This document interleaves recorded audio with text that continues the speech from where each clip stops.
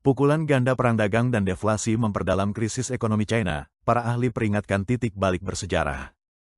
Ekonomi China berada di bawah tekanan besar, dihantam oleh kombinasi deflasi yang terus-menerus dan perang dagang yang meningkat dengan Amerika Serikat.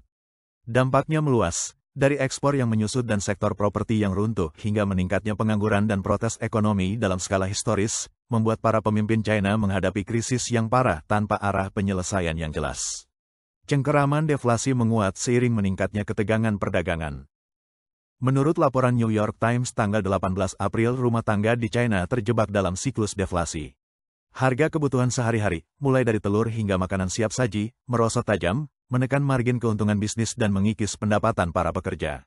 Ketika tekanan keuangan memburuk, harga terus menurun, memperdalam spiral tersebut. Pada bulan Maret, indeks harga konsumen China turun 0,1% dibandingkan tahun sebelumnya, menandai penurunan bulanan kedua secara berturut-turut. Indeks harga produsen turun 2,5%, dengan penurunan harga terjadi selama 6 kuartal berturut-turut. Keluarga-keluarga China, yang selama ini mengandalkan pasar properti untuk mempertahankan kekayaan, telah melihat aset bersih mereka tergerus akibat kejatuhan sektor perumahan. Pengangguran juga melonjak ke tingkat yang mengkhawatirkan. Seorang pekerja konstruksi bernama Wang Liangha, dari Provinsi Liaoning di Timur Laut, melakukan perjalanan sejauh 2.500 km ke Zhongshan di selatan untuk proyek akuarium selama 2 hari, contoh nyata dari runtuhnya pasar tenaga kerja. Ia mengatakan, tidak ada pekerjaan di Timur Laut. Saat masa-masa baik, saya bisa menghasilkan sekitar 100.000 yuan setahun.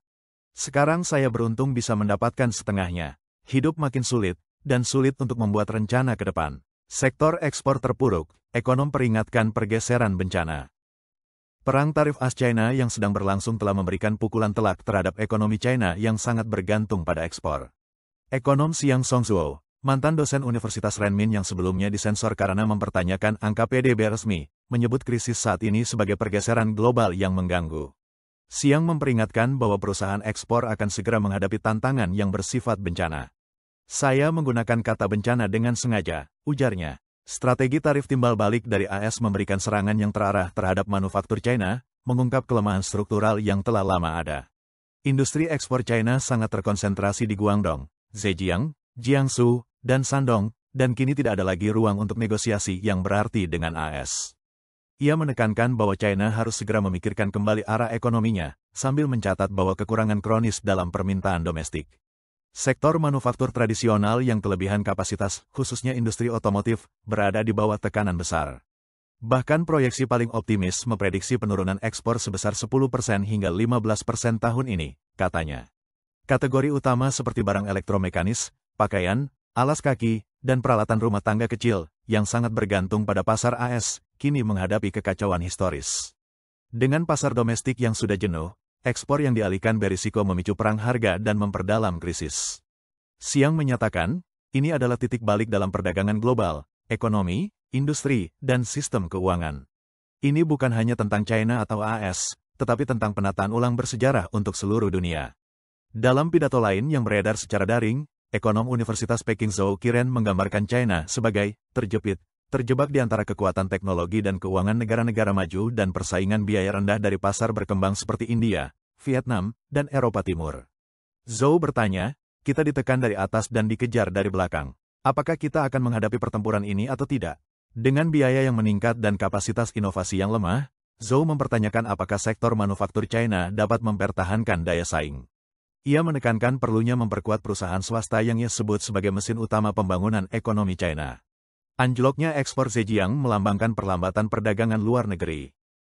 Perang dagang yang semakin dalam telah mendorong provinsi Zhejiang yang bergantung pada ekspor ke ambang kehancuran. Pesanan dari AS turun mendekati nol, dan barang-barang yang tak terjual menumpuk. Banyak perusahaan menanggapi situasi ini dengan menangguhkan operasi atau mengurangi jam kerja. Setelah libur hari buruh, tren ini menyebar ke Suzhou di Jiangsu dan Dongguan di Guangdong, mencerminkan perlambatan yang lebih luas di sektor perdagangan luar negeri China. Protes ekonomi capai rekor tertinggi. Dampak ekonomi tidak terbatas pada perdagangan atau produksi, namun kini makin terlihat di jalanan. Bahkan sebelum putaran tarif terbaru diberlakukan, protes ekonomi sudah mengalami lonjakan. China Discern Monitor, yang dioperasikan oleh Freedom House, melaporkan peningkatan insiden protes ekonomi sebesar 41% dari tahun ke tahun selama kuartal keempat tahun 2024, tertinggi sejak pengumpulan data dimulai pada tahun 2022. Para analis memperingatkan bahwa perlambatan ekonomi China yang berkepanjangan memicu kemarahan publik dan ketegangan sosial. Meskipun kerusuhan belum mengancam kekuasaan rezim secara langsung, hal ini mencerminkan frustrasi yang nyata dan meningkat di kalangan warga biasa. Dengan tarif AS yang kini diberlakukan, protes lebih lanjut kemungkinan besar akan terjadi. Sebuah survei Morgan Stanley menemukan bahwa 44% konsumen China percaya mereka atau anggota keluarga mereka berisiko kehilangan pekerjaan. Kuancube Technology, perusahaan analisis berbasis di Paris, melaporkan penurunan lowongan kerja sebesar 30% di seluruh China pada awal tahun 2025. Goldman Sachs memperkirakan hingga 20 juta pekerja China, hampir 3% dari angkatan kerja, secara langsung bergantung pada ekspor ke AS. Kepercayaan konsumen kini berada pada titik terendah sejak tahun 2022, ketika protes meletus secara nasional akibat kebijakan nol COVID China. Tanggapan kepemimpinan, seruan terbaru Li Qiang untuk stabilitas.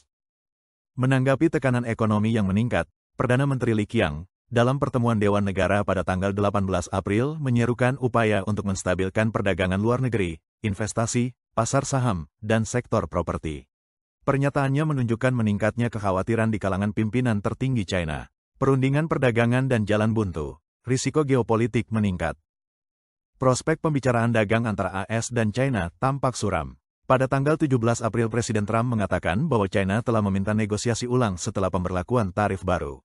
Namun, Partai Komunis China menyatakan bahwa tidak akan ada perundingan kecuali syarat-syarat tertentu dari AS dicabut.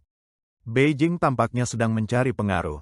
Minggu ini, Xi Jinping mengunjungi Asia Tenggara, mempromosikan visi Asia sebagai satu keluarga, sebuah upaya nyata untuk menggalang dukungan regional dan mengimbangi pengaruh Amerika. Sebagai tanggapan, pemerintahan Trump dilaporkan berencana menekan negara-negara lain agar mengurangi perdagangan dengan China dan memberlakukan tarif sekunder pada barang-barang dari negara yang bersekutu dengan Beijing, menunjukkan kebuntuan yang berkepanjangan dan meningkat.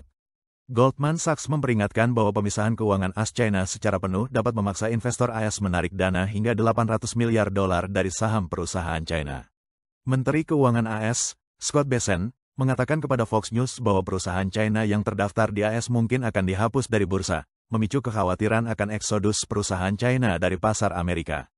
Di Hong Kong, Sekretaris Keuangan Paul Chan Mo-po mengungkapkan pada tanggal 13 April bahwa Komisi Sekuritas dan Berjangka serta Bursa Efek Hong Kong telah diperintahkan untuk bersiap menyambut kembalinya perusahaan-perusahaan China sebagai langkah antisipatif di tengah kekhawatiran akan memburuknya akses pasar AS.